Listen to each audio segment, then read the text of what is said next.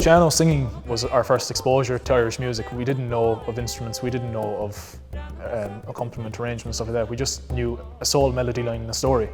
We have kind of become known for that, for the Sean-Nós singing.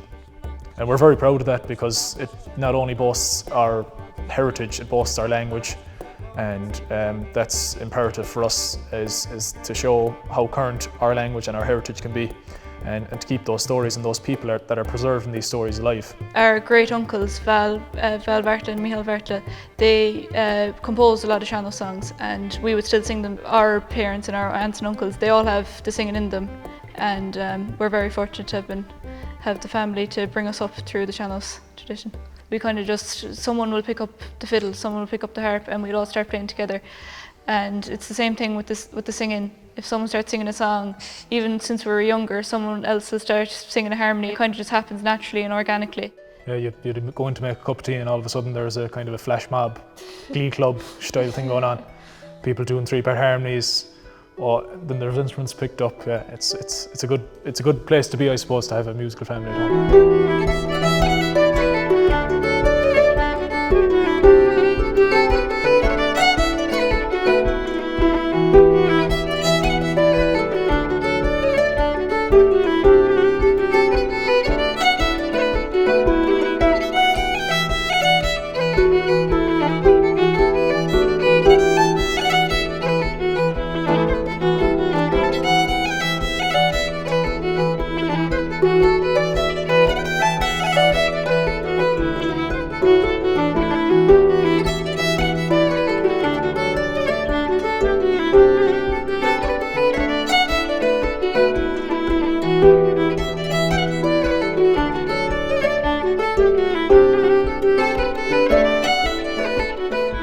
Music is our life, basically. Our world revolves around music. If it's not competitions we're playing, it's gigs or it's sessions at home. We just love music so much, and it's a huge part of our identity. Like, being Irish to me is not just one thing. It's not being able to speak the language, it's not living in the country, it's not being born in the country, it's not playing Gaelic football, it's not playing traditional music. It's all these different aspects are branches of the same tree, and it doesn't really matter which branch you grow out of or that you land on.